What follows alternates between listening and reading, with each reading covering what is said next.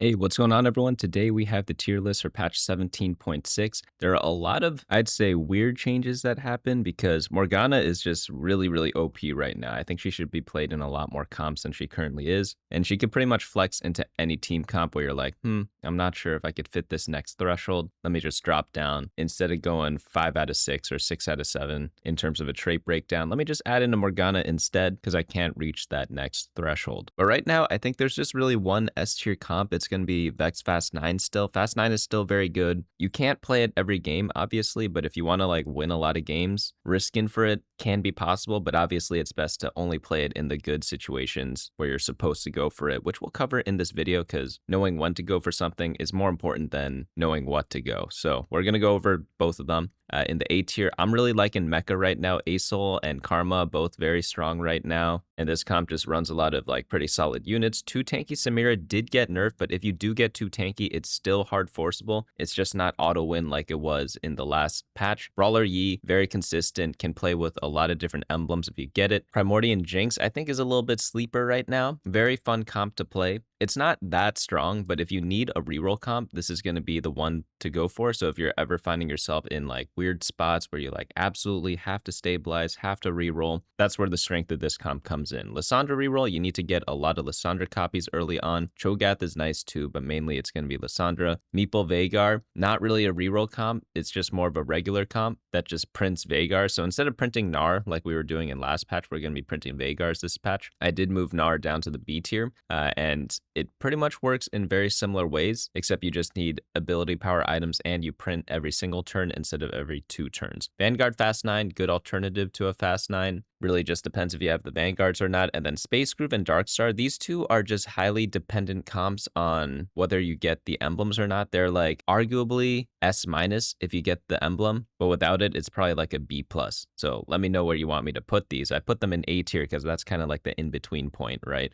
But it really just depends on whether you get the emblem or not. But let's start off with Vex Fast 9. I'm not going to spend too much time on this specific comp because we have covered this a lot in the past. It's just been one of the strongest comps, one of the most reliable throughout the entirety of the set. But pretty much you just find a 4-cost tank and you just run whatever legendaries you can. Obviously, Vex is going to be preferred with the Rage Blade. Early Graves, if you get it, very nice as well. And then you just run with it. That's really all you have to do. And especially with the Morgana buffs, it just makes this comp a lot stronger because it relied on Morgana. Nunu's hard to get. Nunu's played in every comp. But Morgana, absolutely monstrous tank right now, and she could pretty much make up for not having any bit of frontline. But in terms of 4-cost tanks, what do you do if you can't get this specific setup? Well, if you take out Nunu, you could also take out Shen, play in a Rammus. Rammus is solid. I'm not saying he's going to be in your final board, but when you're just rolling on stage 4-5 or 5-1 and you really need something to stabilize with for a 2-star tank, literally any of the tanks can do. You prefer having 2 of them, so it's Morgana plus someone else. And Rammus, obviously an option, Nunu an option. And if you're on a super budget, you could even just like not play any of these.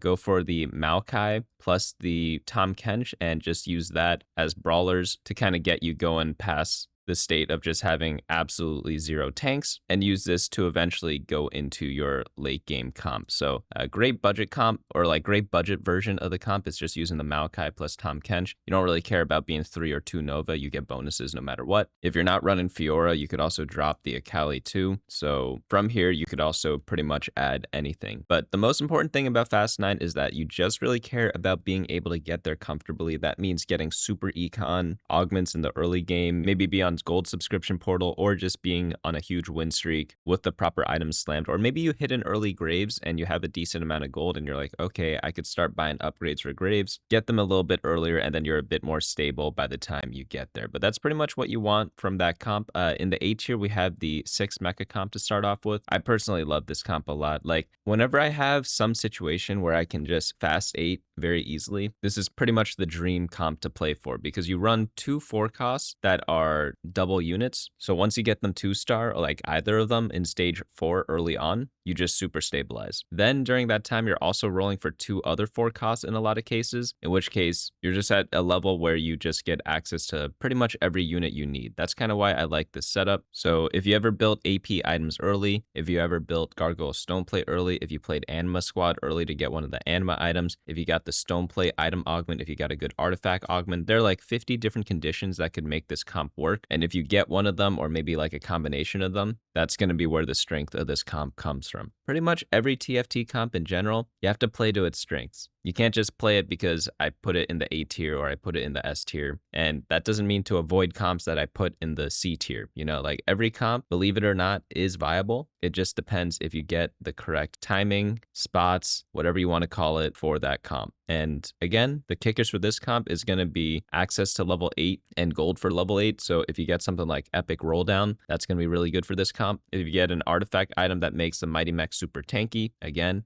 another really good sign to go for this comp. If you get Radiant items, good sign to go for this comp. Maybe you just opened up and got the perfect ASOL item combo early on with item anvils. That could work too. So pretty much so many different things work. It's just up to you to be able to recognize it. After that, like obviously Mighty Mech, double stone play plus third item. Utility can be held on Tahm Kench. And then if you do get the luxury of playing Urgot and itemizing Urgot, getting Urgot 3-star actually can be pretty decent. If you ever get a lot of lesser champion duplicators in your game, consider holding on to Urgots and 3-starring him because he definitely can be a devastating carry with this comp as well. But overall, pretty solid comp here. It's just super level 8 focus. Next build up we have is Samira Reroll. This is 3-cost focus. So we so far had a 5-cost comp, 4-cost comp, now a 3-cost comp. I think we have a 2-cost and 1-cost comp coming up later on too. So literally like a lot of ground is covered in this patch. But this one, you just need to be offered the 2 tanky augment. I know it got nerfed. It was a pretty big nerf at that, but this comp was so good before that even with a big nerf, it's still in the A tier and you should still take that augment if you get it. I'd say the main difference now is that make sure you have like some semblance of decent items for Samira and Ornn before going for it. But this comp is just classic 3-cost reroll, just a bit more reliant on getting the 3 stars than per usual because of the augment. But just go to level 7, typically around stage 3-5, roll down to stabilize Ornn 2, Samira 2. At least one of the two, whoever has the most items, they for sure need to be 2-starred and preferably getting both of them and then also getting an extra copy. But if you get like, let's say 4 copies of Ornn and you still have 2 copies of Samira in the back, you might be able to get away with that in terms of being stable for late stage 3, early stage 4. After that, you want to be getting some duplicator augment sometime else in the game. Maybe if you're playing on Varus God, Varus gives a lot of lesser duplicators, so he's really good to play with this comp. I'd say if you get Varus plus get this augment offered to you, like it would bump it up back to the S tier just because it's much easier to 3-star units whenever you have that portal. But once you stabilize, econ back up, slow roll a bit at level 7 if you have time to. If not, find some time to all in, get Ornn 3, get Samira 3. And if you miss, you miss. But if you hit, you're probably going to be doing pretty well that game. But again, it depends a bit on your other augments. If you get augments that give a lot of swords, if you get augments that give a lot of duplicators, you're going to be doing just fine with this comp. Next build up we have is going to be the Brawler Yi comp. This one's called like Mr. Consistent, you know? Yi's not that flashy, but if you want to get 4th place a lot, sometimes 5th place a lot, this is going to be the comp to go for. Doesn't mean you can't do better or worse, but that's just how melee comps generally work. Like 4-cost melee comps, they don't win the game a lot because they typically get outscaled by things later on because your melee carry might get stuck on a main tank. They might get blown up by a high damage backline carry in the super late game. That's kind of why they kind of fizzle off. And it's quite hard to get 1st place with Master Yi. It doesn't mean you can't do it. It just means it's a bit more difficult. But yeah, obviously, if we look at the distribution here, it's kind of like more middling rather than like having a lot of firsts. Like if we look at Vex, for example, I guarantee you Vex is going to be showing, yeah, a lot more firsts and a bit more 7ths and 8ths at that. It's kind of funny to look at those things. It's not that important to kind of know, but I think if you had to know one number for every unit, just knowing the average placement is more than good enough. Knowing the distributions, like you could kind of tell already whenever you're looking at your game, but it makes for good TFT fun facts, you know? But in this comp, it's just the Yi and the Kindred carry. Tahm Kench main tank. I love Tahm Kench. Everyone knows that. He's going to be holding the utility items with the Even Shroud plus a Sunfire Cape. Though I will say, if you get some crazy emblem combinations with Novas, you can also play some comp with Aatrox, in which case you don't need the Even Shroud because Aatrox provides the armor shredding that you need, but that's pretty rare. But speaking of emblems, this comp does use a lot of emblems. Brawler, Marauder, Nova, Challenger, all of those are viable in this, with I would say Brawler being the best because Brawler Master Yi is absolutely disgusting. We could actually take a look at it here. I'm going to put in Master Yi, and then I'm going to put on Brawler Emblem, in which case you'll see that, well, I don't even need to type it in. We can just see it at the top here. 4.04, not too shabby at all. In the early game, I like playing around with the Primordians though. Going for like Bel'Veth, Briar, and Rek'Sai is really nice for this comp because Briar can hold items for Master Yi. You get access to the Rogue trait, which is really good in stage 2. So you could do like Briar plus Talon, Briar plus Gwen, things like that. You also get the Primordian bonus of just giving you random units every single turn, get some upgrades, and then Rek'Sai is a bruiser or a brawler, and then it just goes really smoothly into the 4 brawler comp later on because you could slowly add brawlers as you level up. So that's why I really like Primordians whenever I play with Master Yi in the early game. But pretty much any melee carry comp can do well with this,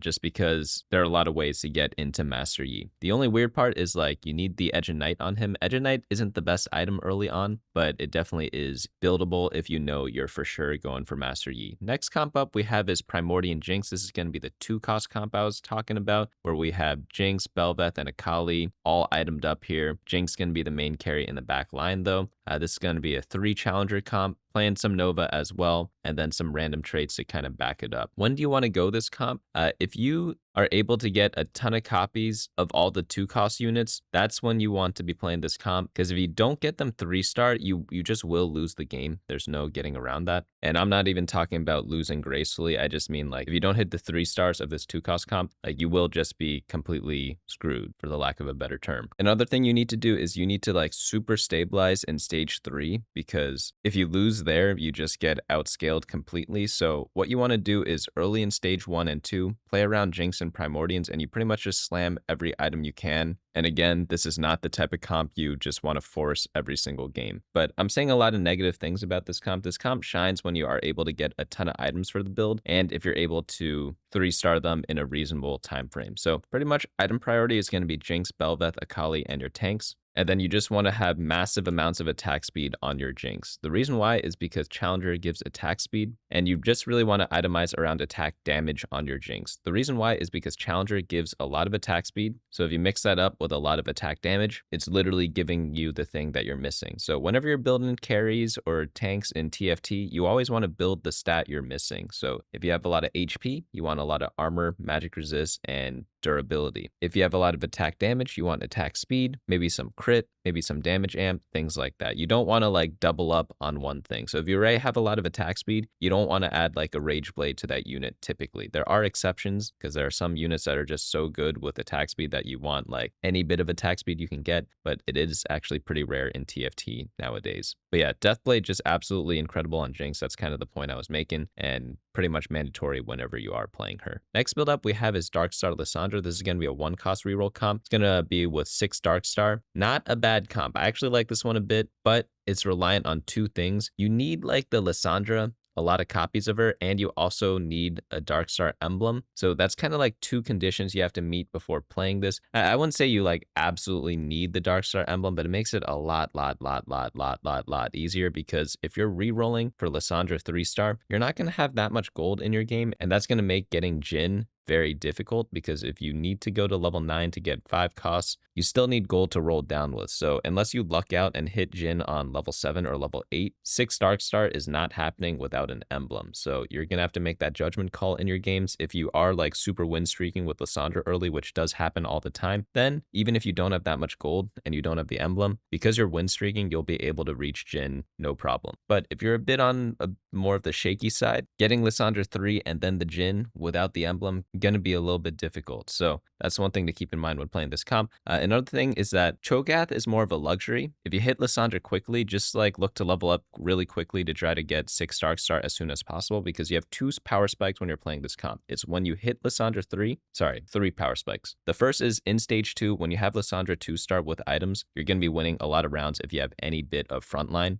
for her. The next one is when you hit Lissandra 3-star. That typically happens either early stage 3 or late stage 3. And then your third power spike is when you get 6 Darkstar. You have to take advantage and make the most of each of these power spikes. So whenever you hit them, play for the now. What does that mean? So let's say you hit 3-star Lissandra early on stage 3-1, like you got lucky on your roll down. That happens sometimes, right? That means your stage 3-2 augment, you need to be picking something that helps you get more combat stats so that you guarantee win streaking all of stage 3. However, let's say you did not hit Lissandra on 3-1, you got a bit unlucky. The augment you take on stage 3-2, maybe you use something that'll help you get to 6 Darkstar a little bit later. Maybe take something a little more long term, because you're not going to be winning a lot of rounds in stage 3 with a 2-star Lissandra unless you have absolutely perfect items on her and maybe some lucky upgrades in your front line. So that's kind of how I want you to play this. Like, recognize when your power spikes are and play around them. This doesn't just apply to the Lissandra comp. It's just easier to illustrate with this because the power spikes are very clear. Again, it's going to be at 3-star Lissandra and then when you get to 6 Darkstar. But pretty much every comp plays around those little things, and it's up to you to kind of adapt to those situations and make the most of them. But items for Lissandra going to be the Jeweled Gauntlet Double Nashers, classic item build for a lot of AP carries nowadays. Cho'Gath, just any tank items. If you don't have Cho'Gath 3, itemize your Nunu as a tank. He can use the Protector's Vow really well. Make sure you have a Void Staff somewhere on your team or an Ionic Spark for armor penetration, and you're pretty much going to be good to go from there. Next build up we have is Meeple Veigar. This one's the Veigar printer comp. If you ever get like a decent Veigar opener and you have at least like 4 copies of Veigar, you can easily print enough to get Veigar 3 in a timely manner. Obviously, you prefer to have a couple more than just 4 Veigars, right? But it is what it is. But once you hit 7 Meeple, you want to play it until you get Veigar 3. Then you want to take it out, drop down to 5 Meeple, and then just play regular units. If you don't get anything good enough to put in, though, you can always play something like a Poppy 3-star if you want to keep printing stuff, or use the 7 Meeple printer to get like Rammus 2-star. But typically, once I get Veigar 3, I kind of ditch the 7 Meeple because you don't want to play stuff like Fizz and whatnot when you could instead play a bunch of traits that can actually give you more combat stats. So that's pretty much the short version of how to play this comp. Just a gentle reminder, you do not actually want to reroll for Veigar. You want to like natural the copies of Veigar and not roll for him at all, because the whole point of playing this comp is that you could play some sort of fast 8, fast 9 comp without needing to roll that hard because you get Veigar naturally for free. The 3-star 1 cost units, they're pretty much equivalent to maybe like a 2-star 4 cost, maybe slightly stronger than them on average. So if you are able to get them for free, it just saves you a ton of gold on the roll down. Like, imagine you're playing regular Meeple comp, you'd need like a 2-star Corki. So getting 2-star Rammus plus 2-star Corki, gonna be kind of difficult to get, but if you get one of them for free, you just need to get the other one, and then you could level up faster, put in more units, and get more power that way. But overall, solid comp, very consistent. I think you can play this very often because it's not that hard to get like 4 copies of Veigar. It happens naturally in a lot of cases. Next build up we have is going to be the Vanguard Fast 9. This one's just like the same rules as the first Fast 9 apply, but this one's more AP focused. So you just pretty much build as many AP items as you can, early slam them, try to win streak, and then itemize something like this with like either Sona, Vex, Bard carry in the back line. Obviously, like Sona and Vex are going to be the preferred. Bard is like decent. I wouldn't say he's like a super carry or anything, but he's like very solid. He's mainly good because he can get you dragons, and dragons are just one of the best units in the game. But frontline just going to be the Vanguards. It's a bit cheaper than the other comp. The other comp runs a few more 5 costs, and it's AD focused with Fiora and Graves, and obviously Vex too. But this one's more so around like the Nunu with the Protector's Vow. You could do Blitzcrank also, and then the bunch of APs in the back line. But yeah, very simple comp. You just need to play it in the right situations, which is just Fast 9. Next build up we have is going to be Space Groove. So Space Groove and Darkstar, which are the 2 other comps we have in the A tier, these 2 are going to be super emblem reliant. Like, you do not want to play them without the emblem, because the difference between like 5 and 7 Space Groove is like pretty big. Same for the Darkstar. Like, getting 4 or 6 Darkstar pretty much changes the entirety of your game. I guarantee you, if we look at the stats right now, I have not looked at it yet, but if we look at the difference between 4 Darkstar and 6 Darkstar, it's going to be probably like a, I don't know, like a 1.5 placement difference or something like that. So we put in Darkstar over there, 3.84 versus 5.51. Holy cow, that's even bigger. That's like almost 2, right? So that's pretty much like 20 LP per game difference between 4 and 6 Darkstar. Like, obviously, there are a lot of implications with saying that, but like you need the emblem. It just makes it so much easier to play. So I would only play both these comps with the emblem. So if you start off the game, you get like a trait tree, use it, pop it, see what happens. Spreading roots, same thing. And now that we know that, let's look at the comp. So space group, you just want Riven as like your flex carry. You want Nami as your main carry, and then Nunu or Tahm Kench as your main tank. So Nami's going to do the double Nasher jeweled gauntlet build. Riven's going to take anything plus a space groove emblem, and then Nunu going to take a lot of Protector's Vow. Blitzcrank can kind of use everything. He's great at holding the utility items because he's got like decent AoE and he needs items anyways, and you don't really have a great applier of Morello and Void Staff apart from Nami, but Nami needs the damage items so that she can be your primary carry. After that, just make sure you got Replicator and Rogue in. It's pretty easy to fit in if you have Gwen and Pantheon. Before you hit stuff like Tahm Kench and Nunu,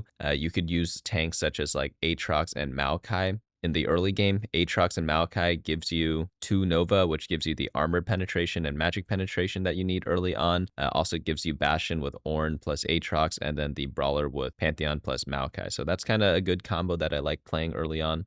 When you do get super leveled up, 7 Space Groove is what's going to push this comp all the way to the max. This is going to be a 9-unit comp here with the emblem. You are able to fit 7 Space Groove with all the other complementary traits, including Rogue and Replicator, which obviously you need because they're on your primary carries. But overall, pretty solid comp, just emblem dependent. Like if you have the emblem, it might be like S-, at least A+.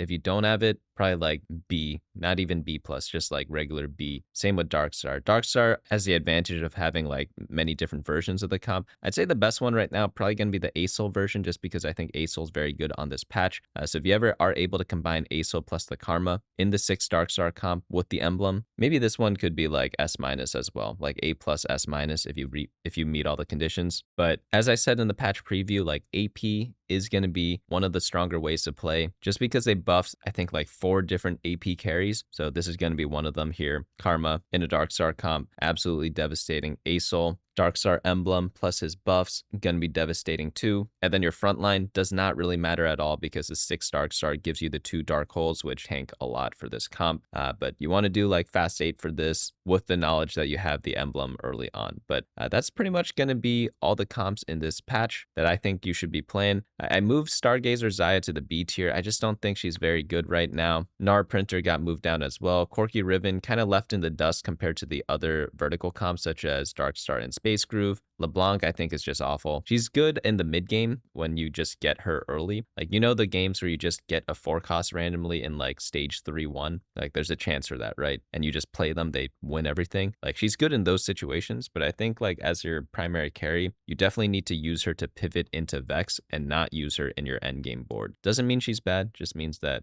she's just not endgame material, whereas Vex is. Full guides can be found on bunnymuffins.lol/meta. If anything changes to the tier list during the week, you'll be sure to see the most updated version on that on the website. But that's going to be it for me today. Hopefully you all enjoyed this video, and I hope to see you all in the next one.